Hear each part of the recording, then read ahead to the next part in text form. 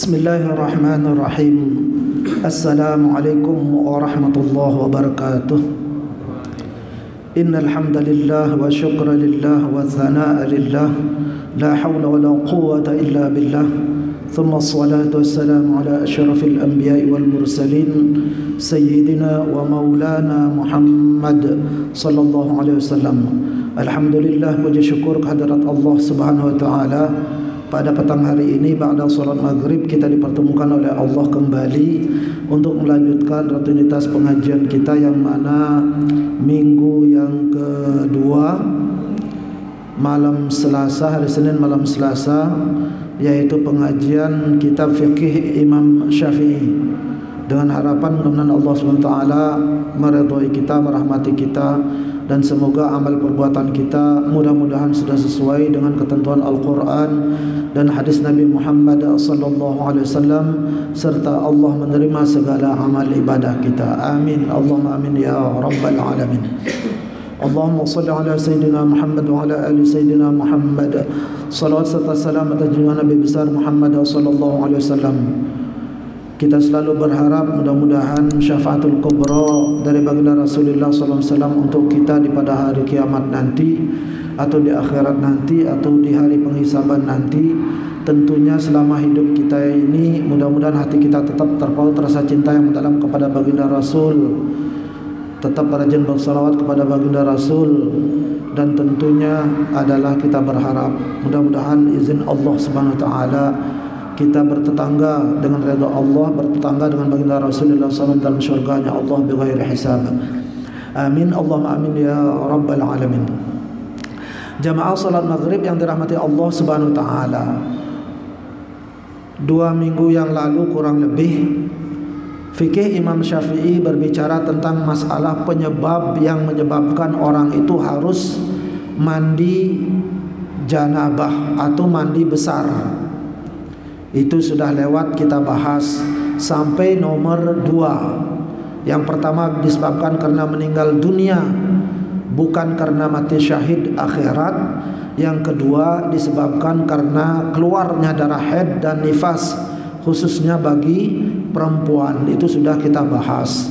Sampai masalah darah wiladah pun juga sudah kita bahas. Apakah wajib dia mandi ataukah tidak.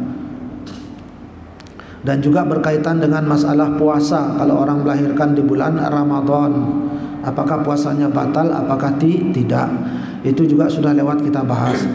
Baik, sekarang malam ini kita kembali ke yang ketiga, penyebab yang ketiga secara terperinci. As-sababus tsalits, penyebab yang ketiga al-janabatu, yaitu terjadinya janabah. Sehingga orang sering mengatakan mandi junub. Junub itu diambil dari kata janabah. Watsalitsu min asbabi wujubi ghusli jami'il badani bil ma'i fi taharati syar'iyyah. Dan yang ketiga, penyebab yang ketiga orang itu diwajibkan mandi, menyirami badan ke seluruh badannya dengan air, yaitu dengan air yang mutlak, fi taharati asy-syar'iyyah, demi untuk kita menuju kepada suci atau taharah secara syariat Islam, sehingga dia bisa melaksanakan ibadah solat. Itu bisa dia laksanakan, atau memegang Al-Quran, atau masuk masjid dan lain sebagainya yang membutuhkan harus bersuci. Tentu kalau dia berhadas besar karena sebab terjadinya janabah, maka otomatis dia harus mandi besar atau mandi junub terlebih dahulu. Al-janabatu, janabah itu terjadi pada siapa? Lirrajuli awil mar'ati, ay husulil janabati likulli minhuma. Janabah itu terjadi kepada atau bagi laki-laki atau perempuan. Ay husulil janabati likulli minhuma, jadi kedua-duanya itu bisa terjadi. Nah, bagaimana proses terjadinya janabah antara laki dengan perempuan? Laki bisa dia terkena junub, perempuan juga bisa kena junub. Wa tasal al-janabatu lirrajuli bidukhuli hasyafatihi aw miqdariha fi farj. Terjadinya junub itu atau janabah itu bagi laki-laki Disebabkan karena apa? Bidukhuli hasyafatihi, karena masuk kemaluan laki-laki itu masuk. Au miqdariha, atau sekedarnya masuk. Kemana? Fi farjin, ke faraj. Faraj perempuan atau faraj lawan jenis. Masuk, maka sudah terjadi janabah, sudah terjadi junub, maka dia harus mandi junub. Sawa'un kana li adami aw ghairihi, sama ada itu kemaluan atau faraj itu yang dimasuki oleh laki-laki itu punya manusia, wanita manusia, aw ghairihi, atau bukan manusia. Jadi apa saja, yang penting dia makhluk hidup, hewan, ayam, kambing, sapi, atau apa aja terserah. Walakin la yajibul ghuslu illa 'alal adami, tetapi kalau umpamanya itu dia masukkan ke selain daripada perempuan, manusia atau manusia berjenis kelamin perempuan, selain daripada itu dia masukkan ke binatang atau apa saja, maka otomatis tidak wajib mandi, kecuali si anak Adam ini, si manusia ini saja yang wajib mandi. Jadi yang begitu ini tidak wajib mandi karena dia hewan atau apa saja makhluk hidup. Nah, kalau sudah manusia yang melakukan itu, yang bernama manusia, yang diberikan taklif oleh Allah, ketentuan syariat oleh Allah, maka dia yang wajib mandi. Wati'an kana au mautu'an, sama ada dia yang yang menusuklah bahasanya, sama ada itu laki-lakinya yang menusuk atau dia yang atau perempuan yang ditusuk, sama-sama junub. Nah, ini sama-sama kena janabah. Jadi wajib mandi besar. Sawawan anzala aw lam yunzil, sama ada itu keluar spermanya atau tidak keluar, yang penting sudah masuk, full masuknya, setengah atau seperempat atau ujung, yang penting masuk, tenggelam sedikit, berarti sudah terjadi janabah. Maka dia wajib mandi, sama ada dia keluar spermanya ataupun tidak keluar spermanya, maka tetap dia harus mandi besar atau mandi junub. Kenapa? Wa dzalika li hadits Abi Hurairah an Nabi sallallahu alaihi wasallam, karena hadis riwayat daripada sanadnya Abi Hurairah radhiyallahu anhu. Qala, beliau Rasulullah sallallahu alaihi wasallam, an Nabi sallallahu alaihi wasallam, Rasulullah sallallahu alaihi wasallam qala, bersabda, "Idza jalasa baina syu'abiha al-arba'", apabila ada laki-laki atau perempuan bareng-bareng, nah ini duduk di sana. Nah ini mohon maaf, guling-gulingan di atas perempuan atau perempuan di atas, himpit-himpitan, 4 kaki. Kenapa 4 kaki? Laki perempuan itu kan sama-sama punya 2 kaki. Nah berhimpit-himpitan, tsumma jahadaha, kemudian dia gitu-gituin, masuklah itu. Faqad wajabal ghuslu au faqad wajabal ghuslu, maka wajib mandi. Asal udah masuk, berapapun ukurannya tetap dia kena wajib mandi hadas besar. Nah kemudian daripada Imam Bukhari menafsirkan hadis ini, apa maksud dengan bertemunya 4 kaki laki perempuan itu 2 sama 2 nempel, kemudian ditekan-tekannya terjadi wajib dia mandi junub. Maksudnya adalah menurut Imam Bukhari, wal murad idza iltaqa al khitanani, apabila bertemu 2 sunat itu, yaitu kemaluan laki-laki atau kemaluan perempuan, depan atau belakang. Kama tarjama lahu al-Bukhari fi sahih, sebagaimana yang maksudnya itu diterangkan oleh Imam Bukhari dalam kitab Sahih Bukhari. Wa zada Muslim, kemudian Imam Muslim menambahkan apa? Sebuah hadis juga sama tapi ada kelanjutannya. Wa illam yunzil, sekalipun tidak mengeluarkan sperma sama sekali, tetap dia itu wajib mandi janabah atau mandi junub.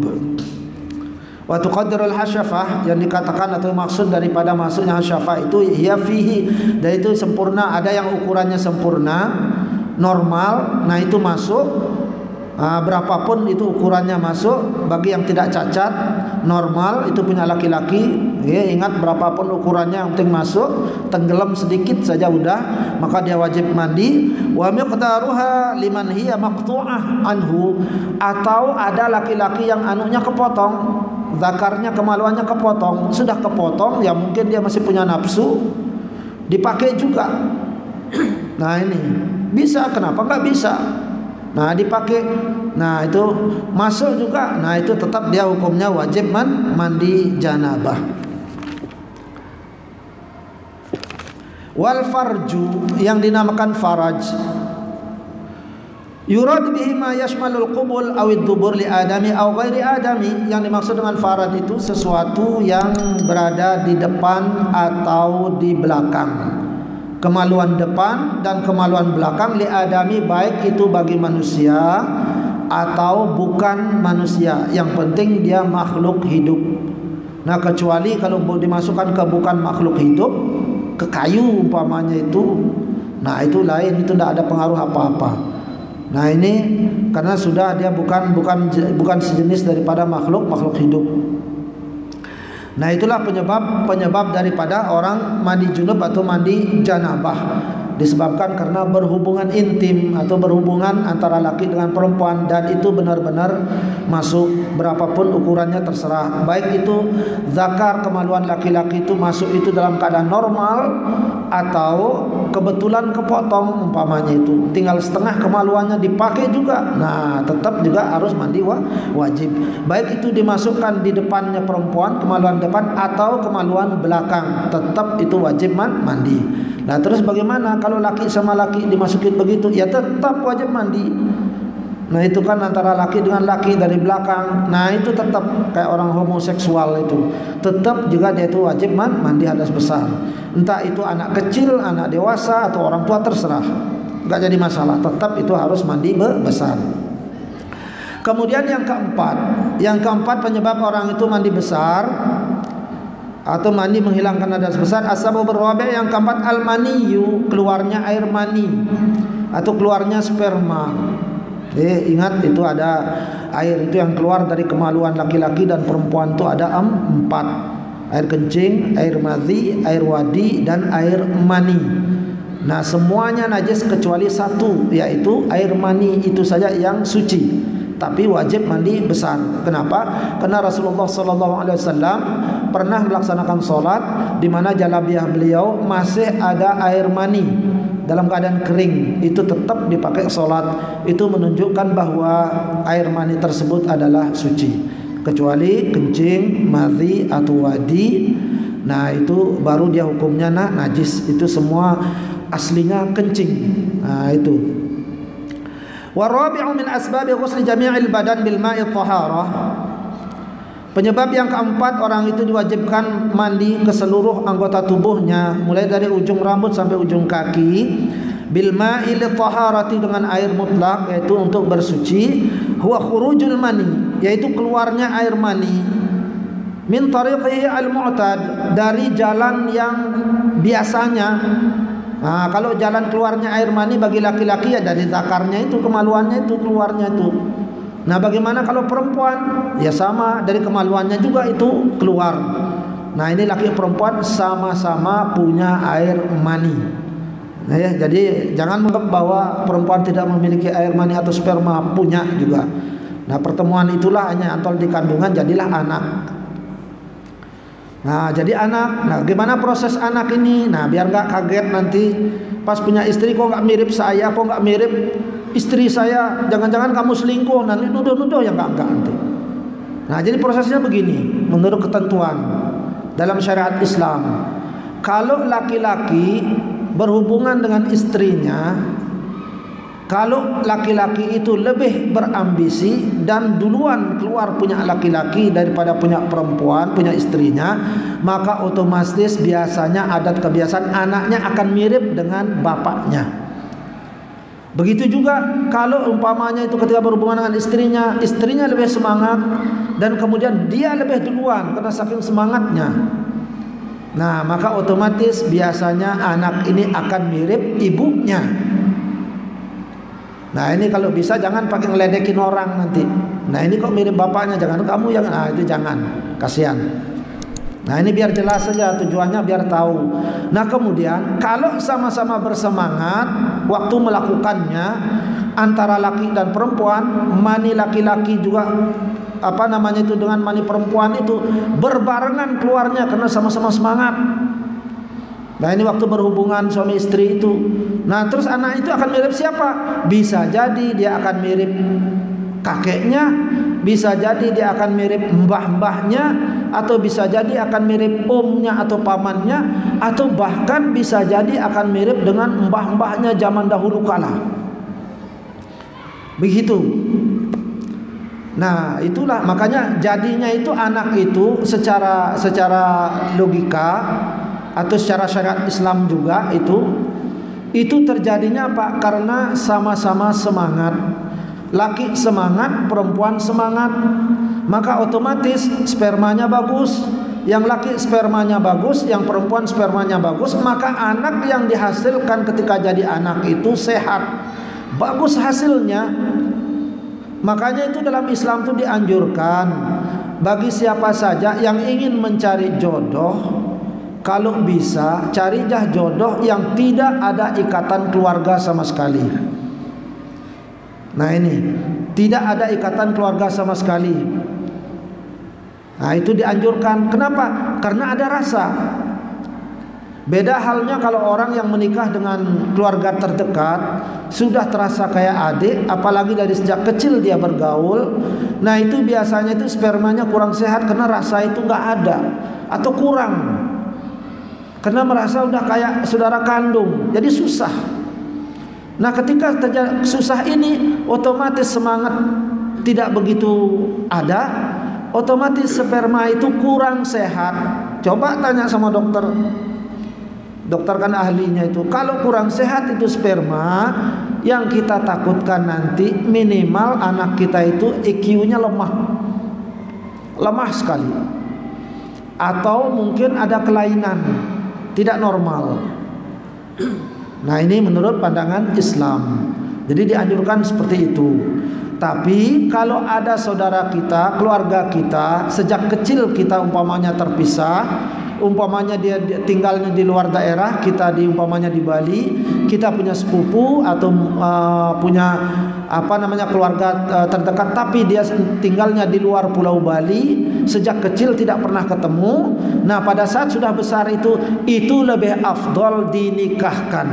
Jadi untuk menyambung kembali tali persaudaraan, untuk menyambung kembali tali kekeluargaan, persis seperti Nabi Yakub ketika menikahi istrinya yang pertama dan menikahi istrinya yang kedua. Karena kan aslinya orang Irak. Nah, jadi Nabi Yakub berangkat kan sudah tak jelasin di tafsir. Jadi untuk menyambung. Nah ini dengan syarat tidak pernah ketemu.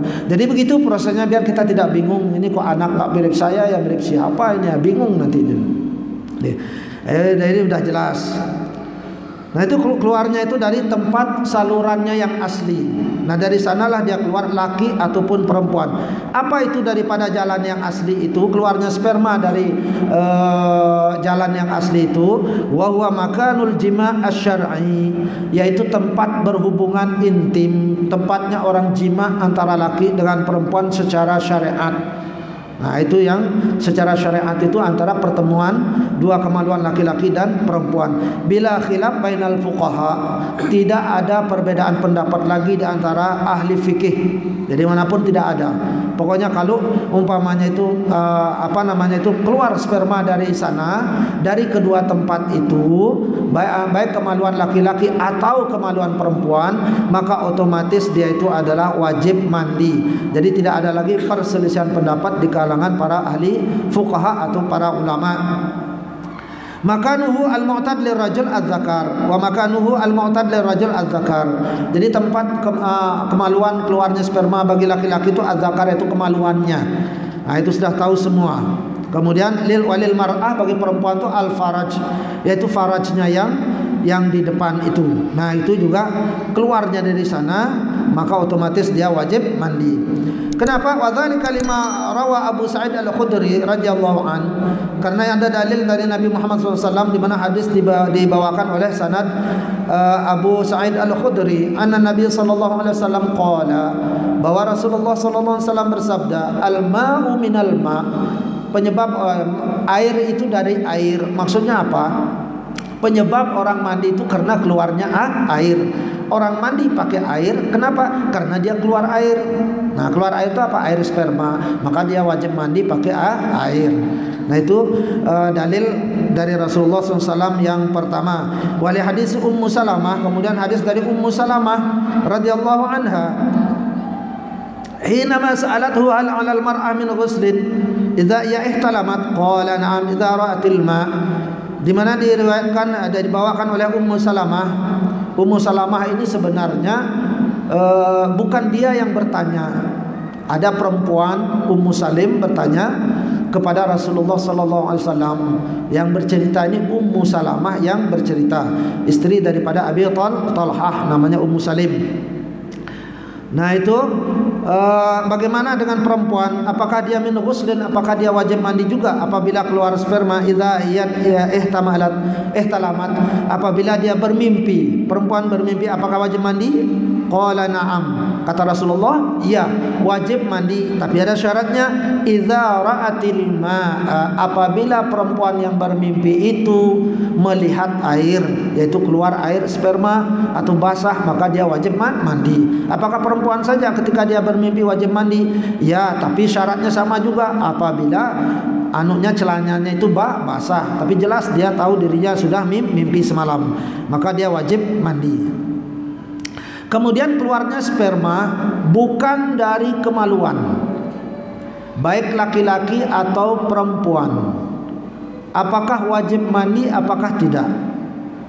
Bisa saja terjadi, ya mungkin kecelakaan, tempat sperma itu kan di tulang pinggang, atau perempuan itu di tulang dada. Terjadi kecelakaan, nah itu terbuka, dan tidak bisa ditutup lagi umpamanya, itu sering keluar spermanya dari sana. Wajib mandi apakah tidak? Nah, ini ada perbedaan pendapat di kalangan para alim ulama. Nah, itu pendapat yang saya kata Imam Nawawi itu mengatakan tetap wajib, karena ilatnya itu apa? Keluarnya sperma. Yang penting sperma itu keluar dari manapun jalannya, tetap hukumnya wajib mandi. Betul juga. Kemudian dari imam yang lain, Imam Rafi'i dalam kitab Syarah Al-Kabir mengatakan tidak wajib mandi. Kenapa? Walaupun itu sperma, tapi keluarnya itu bukan dari jalannya yang asli, karena dia bolong umpamanya, itu tulang pinggangnya itu keluarlah dari sana. Jadi itu tidak wajib mandi. Nah, ini paling bagus di antara kedua pendapat ini, biar kita aman dari manapun namanya keluar itu sperma. Keluar itu sperma. Memang Imam Nawawi di dalam kitabnya Ar-Raudhah itu mengatakan apa? Tidak wajib mandi. Jadi dua pendapat beliau itu sebetulnya.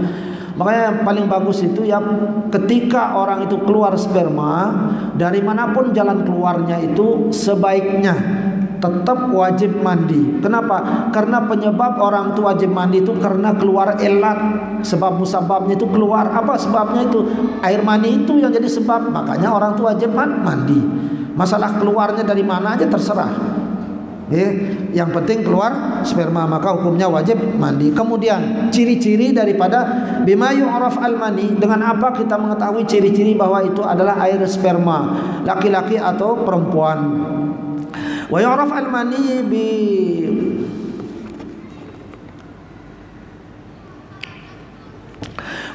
al-mani bi tadaffuqihi. Pertama, ciri-cirinya air mani itu atau sperma itu dia keluarnya bitadaffuqihi, terpancar. Terpancar itu artinya muncrat. Nah, itu keras ataupun muncratnya lembek, yang penting muncrat. Tadaffuq. Wa khuliqa mimma indafiq, kata Al-Qur'an surat At-Tariq, dijadikan kamu itu apa? Dari air yang terpancar, yang muncrat. Karena apa muncrat? Karena dia sehat, makanya jadi anak. Nah, bagi orang yang tidak sehat, tidak muncrat, keluar spermanya itu ketika melakukan hubungan sama istri itu, biasanya anak itu tidak akan jadi. Gitu sih kata dokter. Nah, itu ternyata secara logika ya. Nah, ini perlunya sperma yang sehat itu dulu, laki atau perempuan. Jadi cepat dia memiliki anak. Ay khurujuhu ala dafa'atin mutatabi'ah wa munqati'ah. Baik itu dia muncratnya itu dalam keadaan keluar, dalam keadaan muncrat itu langsung beruntun atau terpotong-potong muncratnya, yang penting muncrat pokoknya. Nah, itu ciri yang pertama. Sawan ahassa biladzatin am lam yahussa, sama ada dia merasakan nikmat ataupun tidak, yang penting muncrat. Nah itu berarti itu sperma. Berarti yang merasa terangsang, mohon maaf, tegang, setelah itu loyo biasa-biasa, tidak keluar apa-apa. Nah tanpa sadar tiba-tiba keluar. Nah, keluarnya kan halus. Nah itu bukan sperma, karena dia keluarnya itu tidak muncrat, tidak terpancar. Itu namanya air madhi. Itu hukumnya najis, sama kayak air kencing. Kadang-kadang berupa lendir. Sama ada dia merasa lazat ataupun tidak, yang penting keluarnya muncrat. Liqaulihi ta'ala, karena firman Allah dalam surat At-Tariq, mimma indafiq, yaitu jadi khuluqa mimma indafiq. Jadi diciptakan manusia itu atau hewan-hewan itu semuanya itu diciptakan dari air sperma yang memancar atau yang muncrat, karena dia sehat maka jadilah dia makhluk. Yakhruju min baini sulbi wa taraib, keluarnya sperma itu dari tulang pinggang laki-laki, wa taraib, sama tulang dada perempuan. Nah perempuan itu bisa nyusu, makanya itu.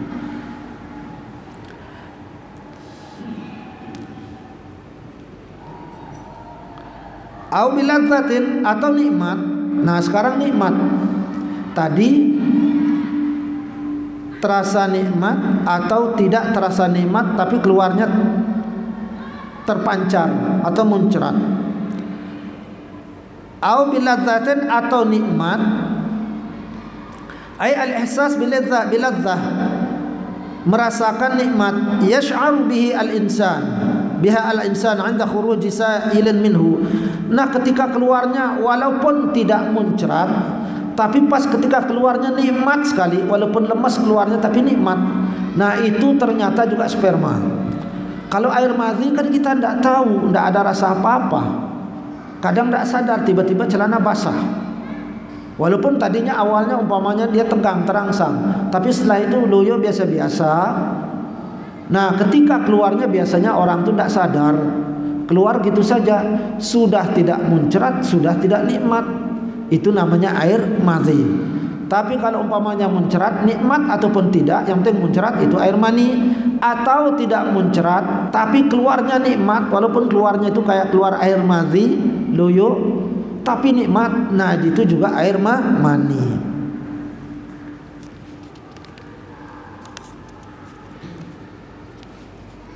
Nah, demikian keterangan daripada Imam Nawawi. Kama yu'raf al-mani an tariq al-ihsas bisyammi, sebagaimana diketahui bahwa air mani itu ciri-cirinya adalah bisa dirasakan dengan indera penciuman.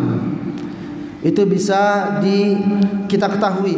Fa in kana rathaban farihuhu rihu ajin, seandainya kalau dia masih cair, itu ketika dicium itu terasa seperti daunan, adonan tepung. Terasa seperti itu ketika dia masih cair, itu rasanya seperti itu. Jadi terasa seperti bau adonan tepung. Wa in kana jafan, kalau dia udah kering, nah ketika kering itu ketika dicium, farihu rihu baydin jafan.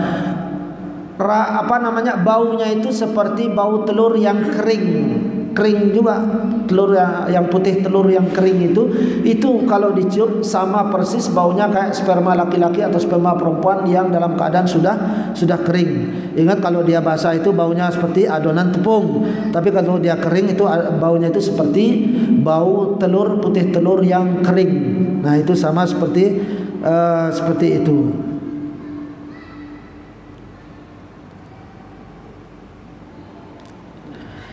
Fa in 'urifa bi hadhihi sifat al-mani wajib al-ghusl bisababihi. Kalau sudah diketahui bahwa sifatnya seperti itu, maka wajib dia mandi.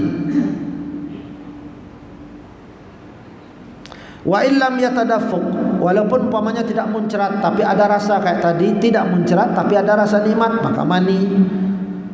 Tidak nikmat tapi keluarnya muncrat, berarti mani juga.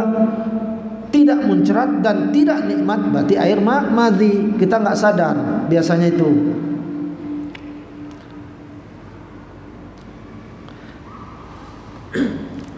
Wa qad wajaba al-ghuslu bi khurujil mani min ar-rajul wa qada al-mar'a fi naum wal yaqzah. Begitu juga diwajibkan laki-laki ataupun perempuan, itu wajib hukumnya dia itu mandi hadas besar, yaitu mandi junub, disebabkan karena keluarnya air mani bagi laki-laki atau perempuan pada saat dia tidur atau terjaga. Keluar sperma itu dalam keadaan tertidur ataupun terjaga, tetap dia itu wajib mandi kalau keluar sperma. Lima rawahu Abu Sa'id Al-Khudri radhiyallahu anhu Nabi sallallahu alaihi wasallam qala, hadis yang tadi, al-ma'u minal ma', orang itu wajib mandi pakai air itu disebabkan karena keluar air.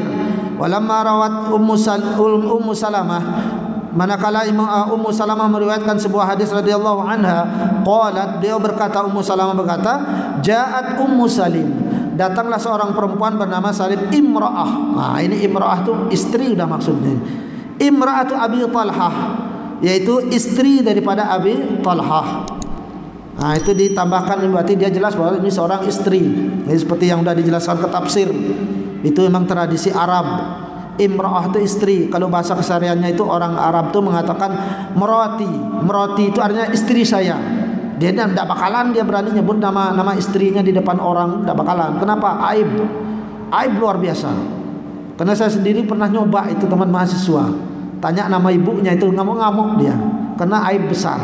Nanyakan nama ibunya atau nama istrinya, tidak boleh.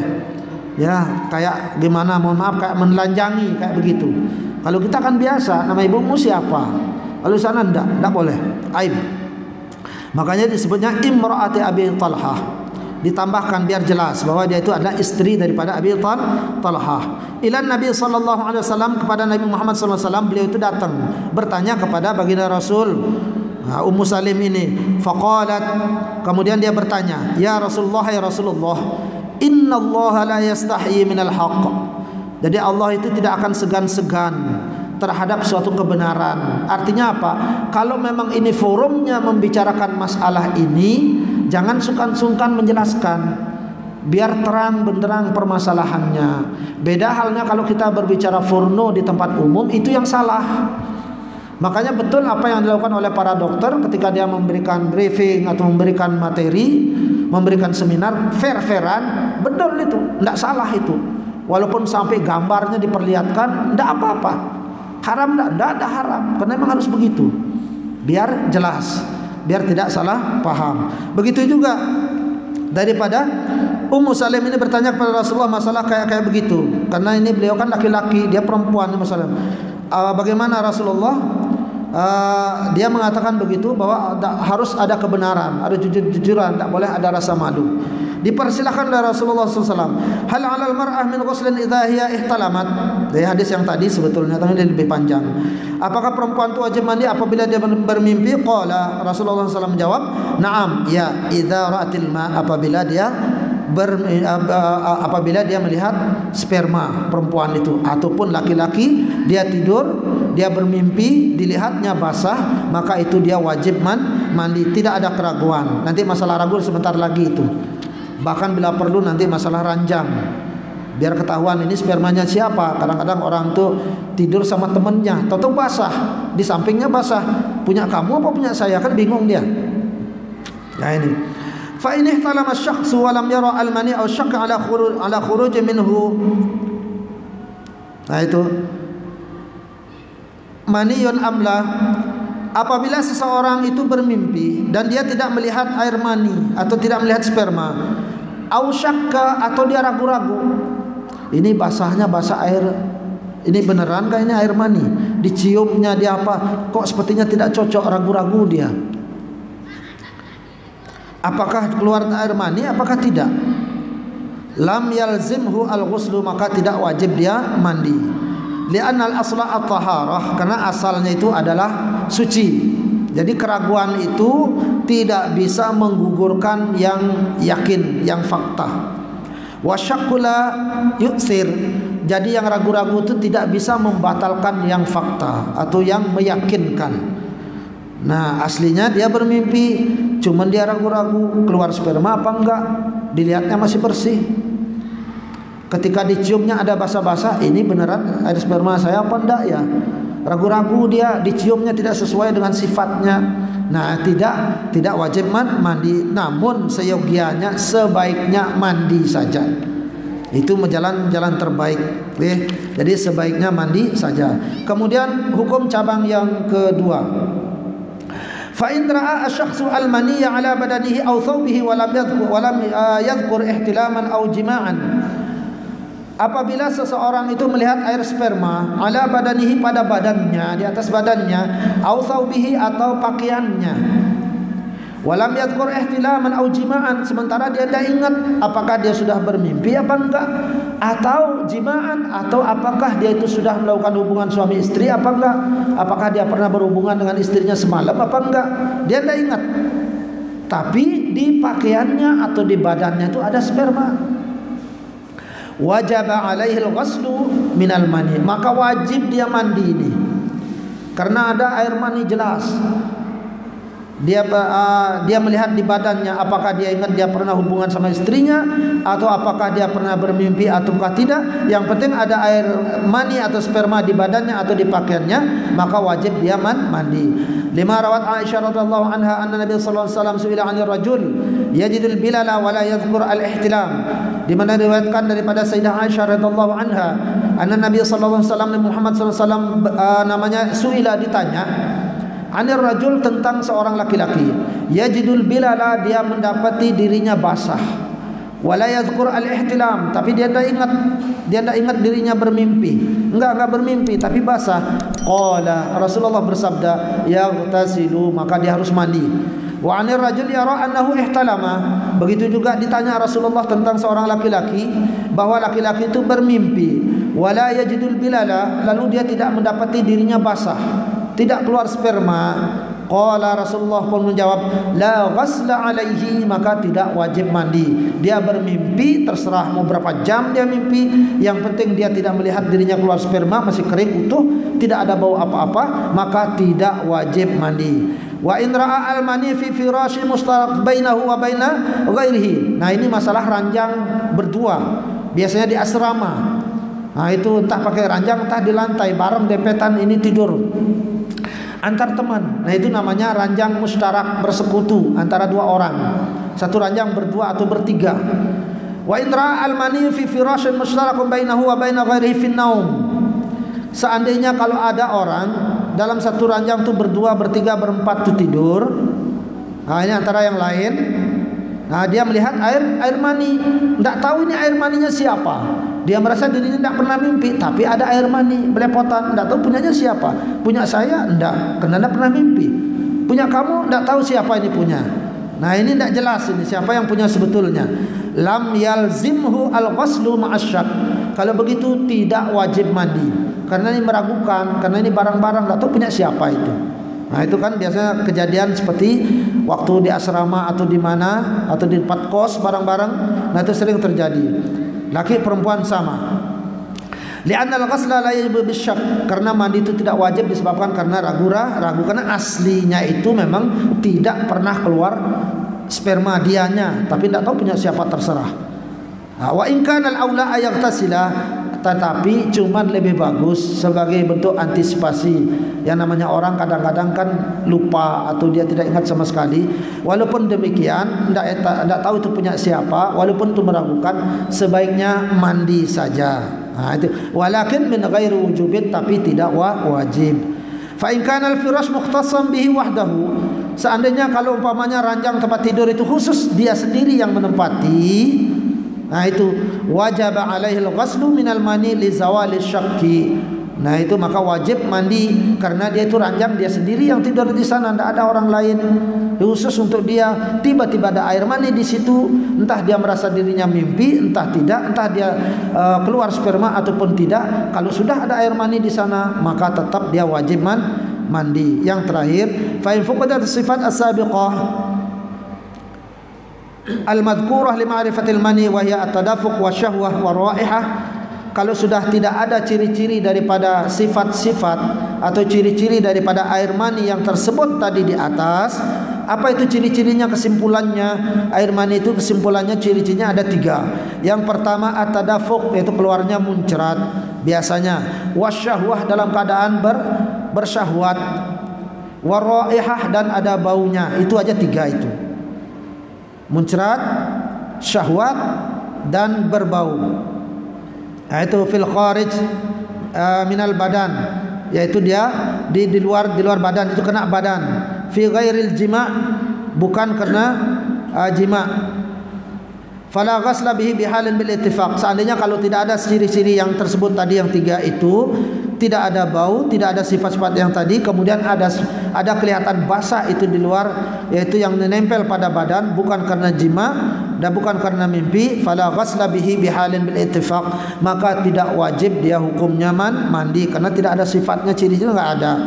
Mimpi berhubungan intim suami istri juga enggak pernah. Wal mar'ah karrajul fi ma sabaqa binisbah li sifatil mani allati yu'raf biha. Sementara perempuan itu juga seperti laki-laki dengan ciri-ciri spermanya sama. Laki-laki dan perempuan itu sama. Wa hadza ma dzakarahu al-Imam an-Nawawi wa syarihu al-Mahalli.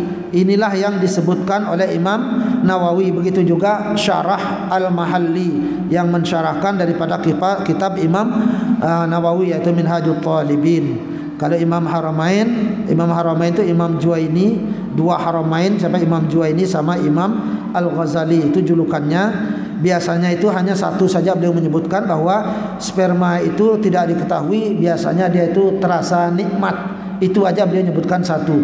Tapi pendapat yang paling kuat ini, walaupun Imam Ghazali menyebutkan satu saja cirinya, keluarnya nikmat itu saja. Begitu juga Imam Juwaini, salah satu Imam Haramain, menyebutkan keluarnya adalah nikmat itu saja. Tapi tetap pendapat yang kuat adalah Imam Nawawi radhiyallahu anhu rahimahullah, yaitu yang mengatakan bahwa yang pertama muncrat keluarnya, kemudian bersyahwat, kemudian berbau. Kalau dia dalam keadaan basah, tidak kering basah, maka dia baunya seperti adonan tepung bikin jajan. Kemudian kalau umpamanya dia kering, maka baunya itu persis seperti putih telur yang dalam keadaan kering. Ya, jadi demikian. Baru nanti insyaallah di minggu yang keempat dengan izin Allah tentunya insyaallah kita akan melanjutkan tentang apa saja yang diharamkan, ma yuhram bil janabah. Jadi apa yang diharamkan bagi orang yang dalam keadaan junub, yaitu baik karena nifas, karena haid, karena keluar sperma, karena hubungan intim laki perempuan. Jadi apa yang diharamkan dalam pandangan syariat Islam itu insyaallah akan kita jelaskan di pertemuan yang akan datang insyaallah di minggu yang keempat. Ya, karena sudah waktu Isya, jadi kita tutup saja dengan doa. Mudah-mudahan Allah Subhanahu wa taala menerima menerima semua amal ibadah kita, menerima pengajian kita. Mudah-mudahan ini Allah memberikan barakah buat kehidupan kita sehari-hari, bermanfaat dalam kehidupan kita sehari-hari, sehingga apapun yang kita lakukan khususnya masalah ibadah mudah-mudahan sudah sesuai dengan ketentuan syariat Islam. Amin. Allahumma amin ya rabbal alamin. A'udzubillahi minasyaitonir rajim. Bismillahirrahmanirrahim. Allahumma salli ala sayyidina Muhammad wa ala ali sayyidina Muhammad walhamdulillahi rabbil alamin. Alhamdulillahi rabbil alamin hamdan syakirin hamdan na'imin hamdan yuafi ni'amahu wa yukafi mazidah. Ya Rabbana lakal hamdu kama yanbaghi li jalali wajhika wa 'azimi sultanika karim. Wa sallim radallahu ta'ala an sadatina ashabi sayyidina Rasulillah ta'ala ajma'in. Allahumma 'allimna ma yanfa'una fa'na bima 'allamtana. Allahumma inna na'udzubika min 'ilmin la yanfa'u qalbin la yakhsha'u 'amalan la yurfa'u wa لا يسمع. اللهم إنا نسألك علما نافعا ورزقا طيبا كثيرا وعملا متقبلا. ربنا آتنا في الدنيا حسنة وفي الآخرة حسنة وقنا عذاب النار وصلى الله على خير حسننا محمد وعلى آله وصحبه وسلم. سبحان ربك رب العزة عما يصفون وسلام على المرسلين والحمد لله رب العالمين. ثم السلام عليكم ورحمة الله وبركاته. قد كفاني علم ربي من سؤالي واختياري فدعائي وابتهالي شاهد لي بافتقاري.